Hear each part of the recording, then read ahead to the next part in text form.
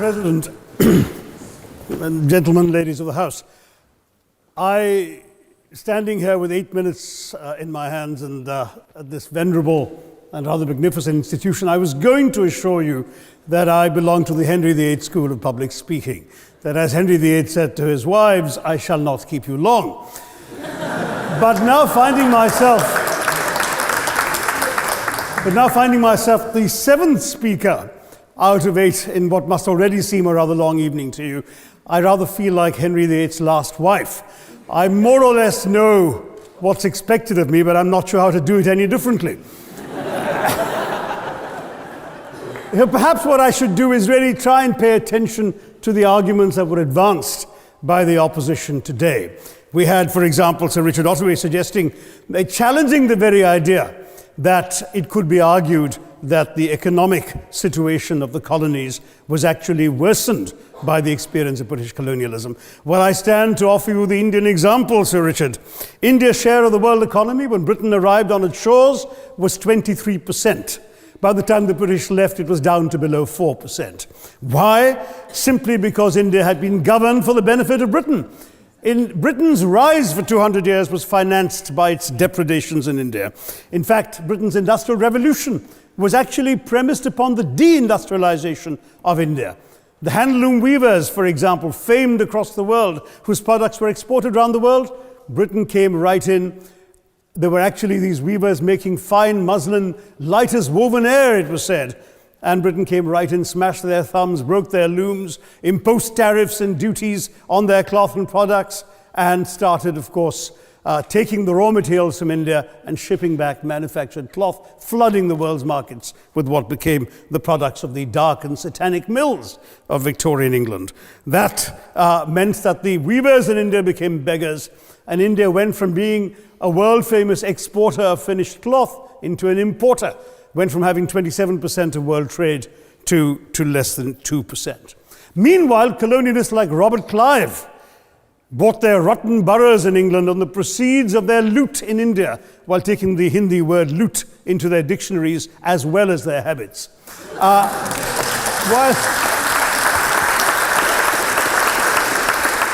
And the British had the gall to call him Clive of India, as if he belonged to the country, when all he really did was to ensure that much of the country belonged to him. By the end of the 19th century, the fact is that India was already Britain's biggest cash cow, the world's biggest purchaser of British goods and exports, and the source of highly paid employment for British civil servants. We literally paid for our own oppression. And as has been pointed out, the wealthy Victorian British families that made their money out of the slave economy, 1/5 of the elites of the wealthy class in Britain in the 19th century owed their money to transporting 3 million Africans across the waters.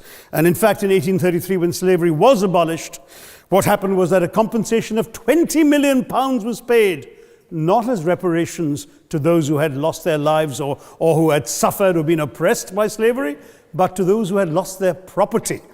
I was struck by the fact that your Wi-Fi password at this union commemorates the name of Mr. Gladstone, the great liberal hero. Well, I'm sorry, his family was one of those who benefited from this compensation. Staying with India, between 15 and 29 million Indians died of starvation in British-induced famines. The most famous example, of course, was the Great Bengal Famine during the Second World War, when 4 million people died because Winston Churchill deliberately, as a matter of written minuted policy, proceeded to divert essential supplies from civilians in Bengal to sturdy Tommies and Europeans as reserve stockpiles. He said that the starvation of anyway underfed Bengalis mattered much less than that of sturdy Greeks. This is Churchill's actual quote. And when conscience-stricken British officials wrote to him, pointing out that people were dying because of this decision, he peevishly wrote in the margins of the file, "Why hasn't Gandhi died yet?" So all notions that the British were trying to do their colonial enterprise out of enlightened despotism, to try and bring the benefits of colonialism and civilization to the benighted heathen. I'm sorry, Churchill's conduct in 43, simply one example of many that gave a lie to this myth. As others have said on the proposition, violence and racism were the reality of the colonial experience. And no wonder that the sun never set on the British Empire, because even God couldn't trust the English in the dark. Let me take World War I as a very concrete example, since the first speaker, Mr. Lee, suggested these things couldn't be quantified. Well, let me quantify World War I for you. Again, I'm sorry, from an Indian perspective, others have spoken of other countries. 1/6 of all the British forces that fought in the war were Indian. 54,000 Indians actually lost their lives in that war. 65,000 were wounded. Another 4,000 remained missing or in prison. Indian taxpayers had to cough up £100 million in that time's money.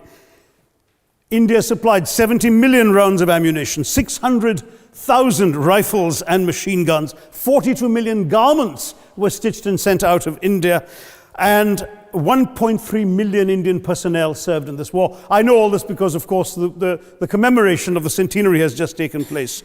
But not just that, India had to supply 173,000 animals, 370 million tons of supplies, and in the end, the total value of everything that was taken out of India, India, by the way, suffering from recession at that time and poverty and hunger, was, in today's money, £8 billion. You want quantification? It's available. Second World War, it was even worse, 2.5 million Indians in uniform. I won't belabor the point, but of Britain's total war debt of £3 billion, in 1945 money, 1.25 billion was owed to India and never actually paid. Somebody mentioned Scotland.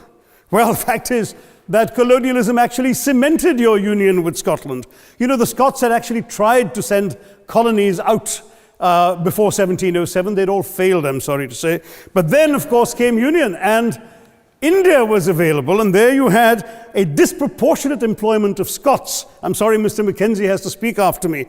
Engaged in this colonial enterprise as soldiers, as merchants, as agents, as employees, and the earnings from India is what brought prosperity to Scotland, even pulled Scotland out of poverty.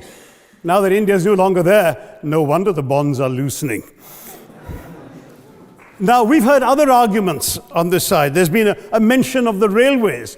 Well, let me tell you, first of all, as my colleague, the Jamaican High Commissioner, has pointed out, railways and roads were really built to serve British interests and not those of the local people. But I might add that many countries have built railways and roads without having had to be colonized in order to do so.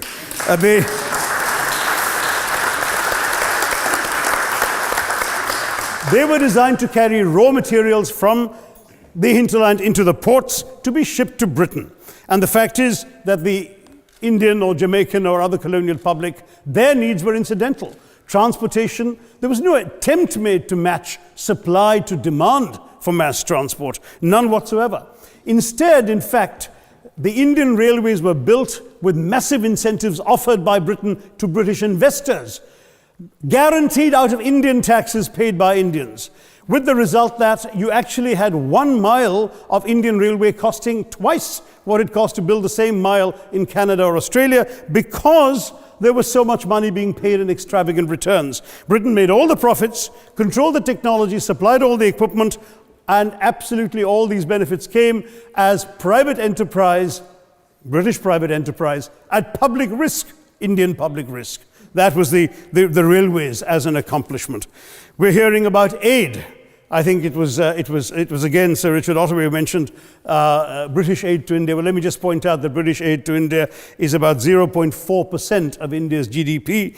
The government of India actually spends more on fertilizer subsidies, which might be an appropriate metaphor for that argument. If I may point out as well,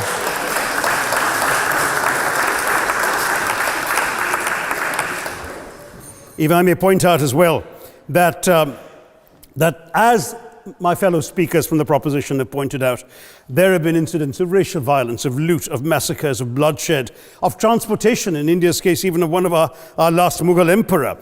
Yes, maybe today's Britons are not responsible for some of these depredations, but the same speakers have pointed with pride to their foreign aid. You're not responsible for the people starving in Somalia, but you give them aid. Surely the principle of reparations for the wrongs that have been done cannot be denied. It's been pointed out, for example, the dehumanization of Africans in the Caribbean, the massive psychological damage that has been done, the undermining of social traditions, of property rights, of the authority structures of these societies, all in the interests of British colonialism. And the fact remains that many of today's problems in these countries, including the persistence, in some cases the creation of racial and ethnic and religious tensions, were the direct result of the colonial experience. So there is a moral debt that needs to be paid. Someone challenged reparations elsewhere. Well, I'm sorry, Germany doesn't just give reparations to Israel.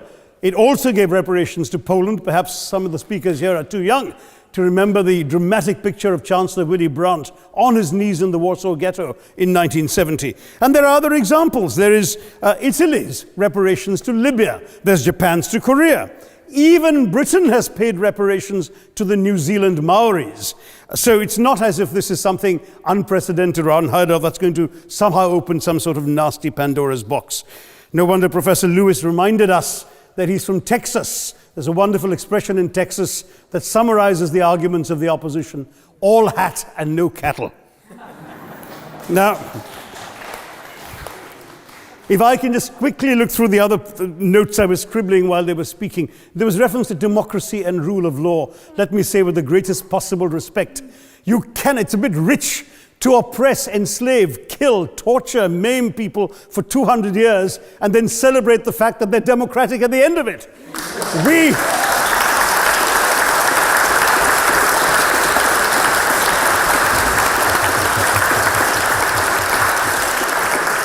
We were denied democracy, sir. We had to snatch it, seize it from you. With the greatest reluctance, it was conceded in India's case after 150 years of British rule, and that too with limited franchise. Yes, indeed, ma'am. The opposition spoke quite highly of Greek and Athenian democracy on which the West should pride itself, and spoke of liberty and equality in that same name. The Athenian democracy was only functioning because of the slave society on which it was built. That's the nature of colonisation. All right, I don't think that needs contradiction, not from me at any rate.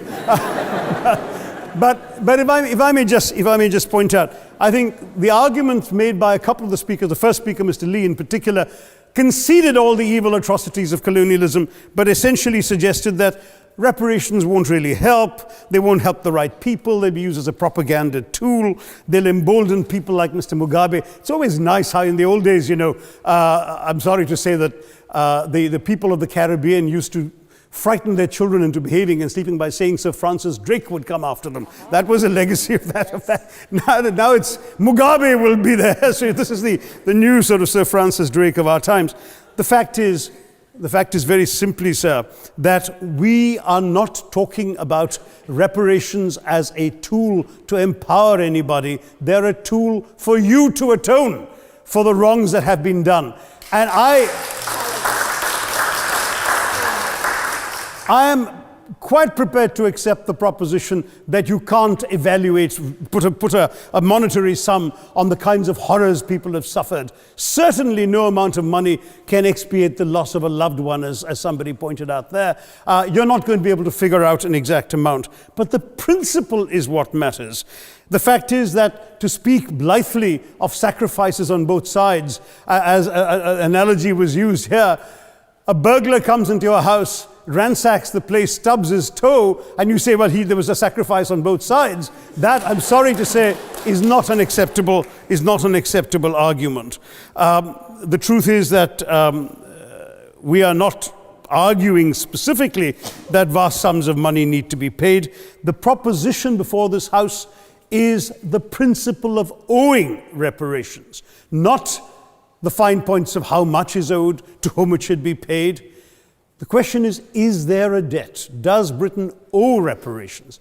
As far as I'm concerned, the ability to acknowledge a wrong that has been done, to simply say sorry, will go a far, far, far longer way than some percentage of GDP in the form of aid. What is required, it seems to me, is accepting the principle that reparations are owed.